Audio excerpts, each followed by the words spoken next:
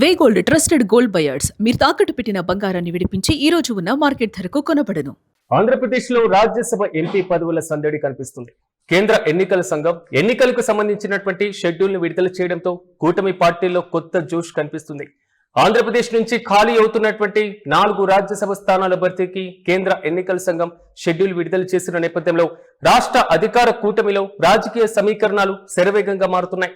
ఎగువ సభ స్థానాల కోసం తెలుగుదేశం పార్టీలోనే ఆశావాహుల పోటీ అత్యంత తీవ్రంగా ఉందని, అందువల్ల ఈ విడతలో భారతీయ జనతా పార్టీకి అవకాశం ఇవ్వడం సాధ్యం కాదని ముఖ్యమంత్రి చంద్రబాబు నాయుడు స్పష్టం చేశారు. మరోవైపు ఉండవల్లిలోని ముఖ్యమంత్రి క్యాంపు కార్యాలయంలో బీజేపీ రాష్ట్ర అధ్యక్షుడు పివిఎన్ మాధవ్, అదేవిధంగా ఆ పార్టీ రాష్ట్ర ప్రధాన కార్యదర్శి మధుకర్ కలిసి ముఖ్యమంత్రితో ప్రత్యేకంగా భేటీ అయ్యారు. దాదాపు గంటకు పైగా సాగినటువంటి ఈ సమావేశంలో రాజ్యసభ సీట్ల కేటాయింపుతో పాటుగా రాబోయేటువంటి స్థానిక సంస్థల ఎన్నికలు, ఉమ్మడి రాజకీయ కార్యక్రమాలపైన సుదీర్ఘంగా చర్చించారు. గత ఎన్నికల తర్వాత తెలుగుదేశం పార్టీలో చాలా మంది సీనియర్ నేతలు సామాజిక సమీకరణాలు దృష్టిలో ఉంచుకొని రాజ్యసభ స్థానాన్ని ఆశిస్తున్నారని, పార్టీ అంతర్గత అవసరాల రీత్యా ఈసారి బీజేపీకి సీటు కేటాయించడం కుదరదని చంద్రబాబు వివరించినట్లుగా తెలుస్తుంది.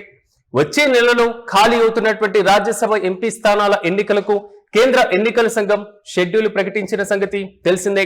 అయితే ఆంధ్రప్రదేశ్ నుంచి 4 రాజ్యసభ ఎంపీ స్థానాలు ఖాళీ అవుతున్నాయి.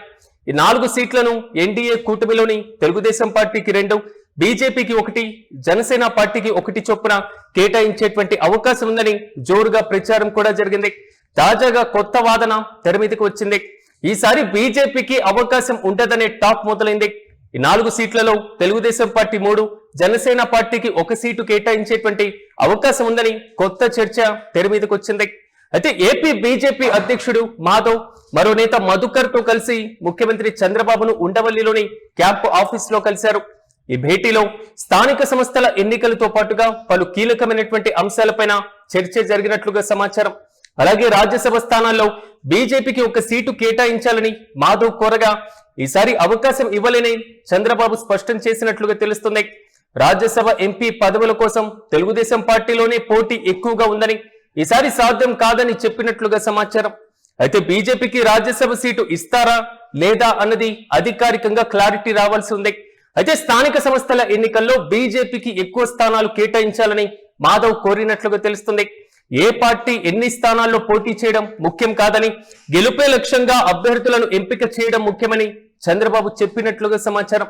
అయితే సెప్టెంబర్ నెలలో స్థానిక సంస్థల ఎన్నికలు నిర్వహించేటువంటి అవకాశం ఉందని ముఖ్యమంత్రి మాధవ్ తో చెప్పినట్లుగా తెలుస్తుంది. మరోవైపు అమరావతిలో మాజీ ప్రధానమంత్రి అటల్ బిహారీ వాజ్పేయి స్మృతి వనానికి సంబంధించిన అంశంపైన మాధవ్ ముఖ్యమంత్రితో చర్చించినట్లుగా సమాచారం. ఇక ప్రధానమంత్రిగా నరేంద్ర మోదీ 12 ఏళ్లు పూర్తి చేసుకున్న సందర్భంగా జూన్ 5 నుండి 21వ తేదీ వరకు ఎన్డీఏ ప్రభుత్వం చేసినటువంటి అభివృద్ధి సంక్షేమ కార్యక్రమాలను ప్రజల్లోకి విస్తృతంగా తీసుకువెళ్లాలని ఈ సమావేశంలో నిర్ణయించారు. ఇక రాష్ట్ర వ్యాప్తంగా జూన్ 21న అంతర్జాతీయ యోగా దినోత్సవ నిర్వహణపైన కూడా ప్రధానంగా చర్చించారు. పర్యావరణ దినోత్సవం సందర్భంగా ప్రతి ఒక్కరూ వారు మాతృమూర్తి పేరుతో ఒక మొక్క నాటేటువంటి కార్యక్రమాన్ని చేపట్టాలని మాధవ్ కోరినట్లుగా తెలుస్తుంది. ప్రధానంగా రాజ్యసభ స్థానాల కోసం మరి ముఖ్యంగా తెలుగుదేశం పార్టీలోనే పోటీ ఎక్కువగా ఉన్నటువంటి నేపథ్యంలో ఈసారి బీజేపీకి 1 రాజ్యసభ సీట్ను కేటాయించడం సాధ్యం కాదు అనేది మాత్రం ముఖ్యమంత్రి మాధవ్ తో క్లారిటీ ఇచ్చినట్లుగా తెలుస్తుంది. ఈ నేపథ్యంలో ముఖ్యమంత్రిని కలిసినటువంటి బీజేపీ రాష్ట్ర అధ్యక్షుడితో పాటుగా ప్రధాన కార్యదర్శి ప్రధానంగా సమావేశమయ్యారు. ఉండవల్లి క్యాంపు కార్యాలయంలో ఈ భేటీ సాగినటువంటి వైనం మనం చూస్తున్నాం. ప్రధానంగా ఆంధ్రప్రదేశ్ లో రాజ్యసభ ఎన్నికలు జరగబోతున్నాయి. మొత్తం 4 స్థానాల్లో ఈ ఎన్నికలు జరగనున్నటువంటి నేపథ్యంలో ప్రధానంగా కూటమిలో అత్యంత కీలకంగా వ్యవహరిస్తున్నటువంటి టీడీపీతో పాటుగా బీజేపీ, జనసేన పార్టీలకు కూడా ఈ రాజ్యసభ సీట్లను కేటాయిస్తారు. ప్రధానంగా తెలుగుదేశం పార్టీకి 2, బీజేపీకి 1, జనసేన పార్టీకి 1 స్థానం ఖాయమనేటువంటి ప్రచారం జోరుగా సాగింది. ఆయా పార్టీలలో రాజ్యసభ ఆశావాహుల లిస్టు కూడా భారీగానే పెరిగిపోయిన సంగతి కూడా తెలిసిందే. ఎక్కడికక్కడ లాబింగ్ కూడా మొదలు పెట్టారు వివిధ పార్టీలకు సంబంధించినటువంటి నేతలు.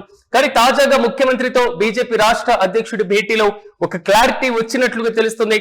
సో ఈసారి మాత్రం బీజేపీకి 1 రాజ్యసభ సీటు ఇప్పుడు ఇవ్వడం సాధ్యం కాదు. ఎందుకంటే తెలుగుదేశం పార్టీలోనే పోటీ అత్యధికంగా ఉన్నటువంటి నేపథ్యంలో సో నెక్స్ట్ వచ్చేటువంటి రాజ్యసభ ఎన్నికల్లో కానివ్వండి, ఇతర కీలకమైనటువంటి ఎన్నికల్లో పార్టీకి కొంతవరకు ప్రాధాన్యత ఇస్తాం. కూటమిలో మరి ముఖ్యంగా సంకీర్ణ ప్రభుత్వంలో కీలకంగా వ్యవహరిస్తున్నటువంటి వీళ్ళకు కూడా తగిన ప్రాధాన్యత ఇస్తామన్నట్లుగా ముఖ్యమంత్రి చెప్పినట్లుగా తెలుస్తుంది.